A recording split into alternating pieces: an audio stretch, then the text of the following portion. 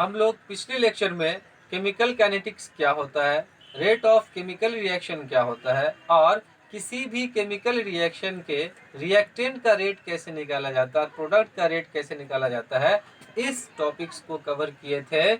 आज हम बात करने वाले हैं कि केमिकल रिएक्शन के रेट को स्टोइकियोमेट्रिक कोफिशिएंट के बेसिस पे कितने पार्ट्स में डिवाइड किया गया है।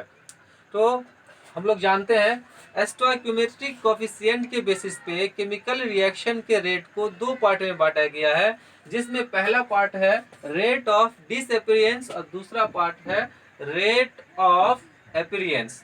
क्या है? रेट ऑफ डिसअपीयरेंस और दूसरा पार्ट है rate of appearance. Rate of disappearance किसके लिए यूज होता है? रेट ऑफ डिसअपीयरेंस जो यूज होता है वो रिएक्टेंट के लिए यूज होता है, और रिएक्टेंट के कंसंट्रेशन में जो चेंज होता है उसका जो वैल्यू होता है वो कैसा होता है? निगेटिव होता है।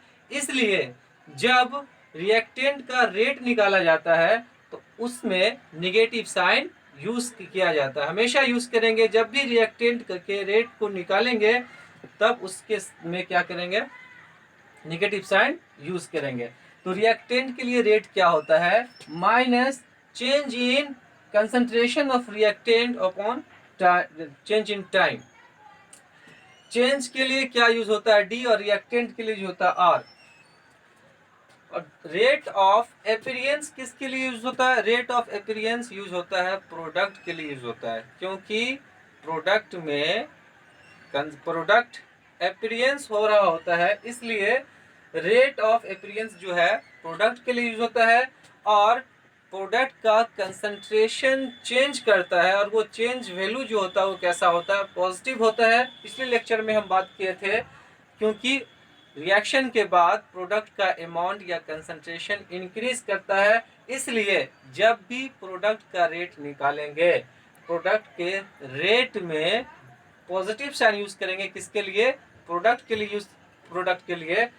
तो इसके लिए रेट, प्रोडक्ट का रेट क्या होगा? Change in concentration of product upon change in time, या ये कह सकते हैं कि rate equals to change in concentration of product by dt।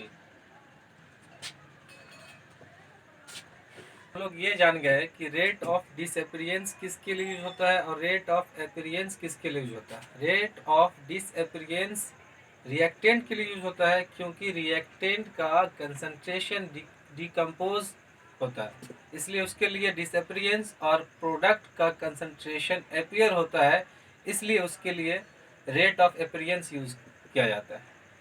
अब हम बात करेंगे कि रेट ऑफ डिसअपीयरेंस और रेट ऑफ अपीयरेंस में क्या रिलेशन होता है। Relation between rate of disappearance and rate of formation या अपीयरेंस। अपीयरेंस को ही बोलते हैं फॉर्मेशन।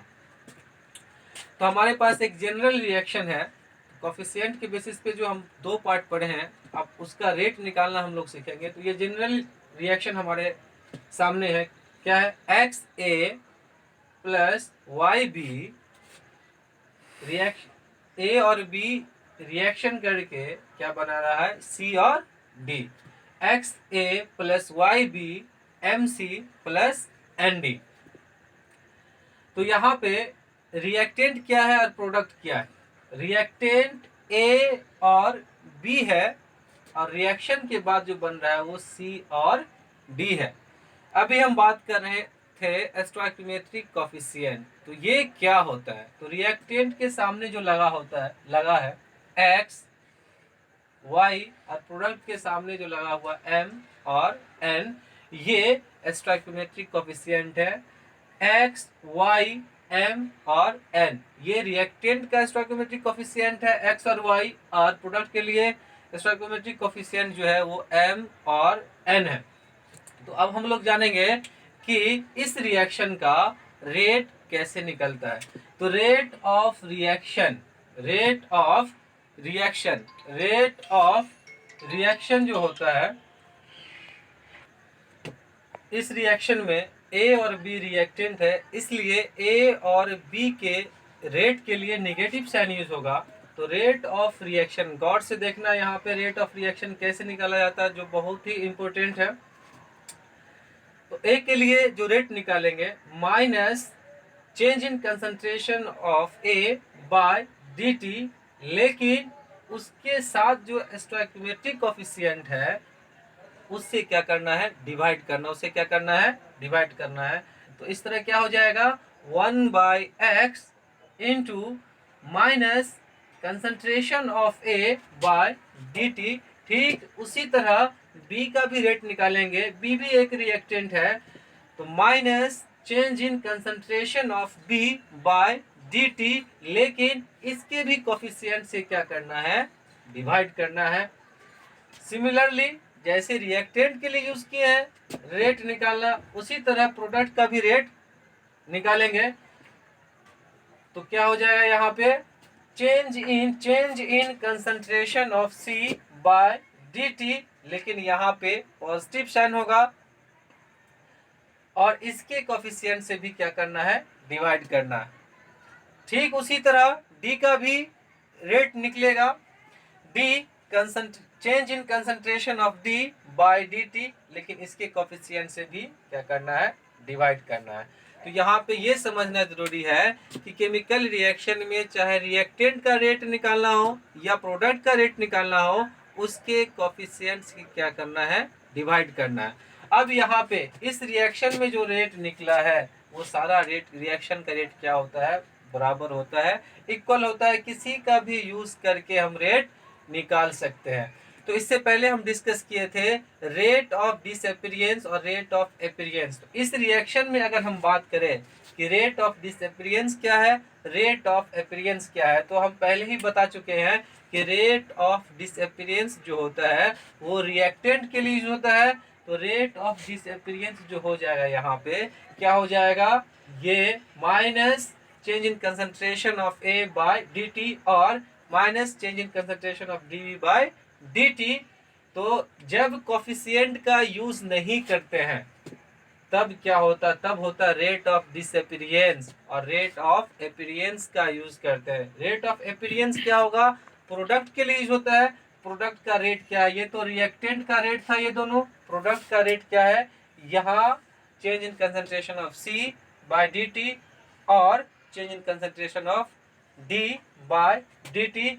याद रहे कि रेट ऑफ डिसअपीयरेंस तब यूज करेंगे जब कोफिशिएंट नहीं होगा, और रेट ऑफ अपीयरेंस में भी कोफिशिएंट का यूज नहीं करेंगे। डायरेक्ट क्या करना है कि चेंज निकालना है में भी, लेकिन टाइम के रिस्पेक्ट में। लेकिन अगर रेट ऑफ रिएक्शन निकालना हो, रेट ऑफ रिएक्शन निकालना हो, तब क्या करना, ये पूरा टर्म जो होगा जो कोफिशिएंट के साथ यूज होगा, रेट अगर कोफिशिएंट के साथ यूज हो रहा है तो वो होगा रेट ऑफ रिएक्शन।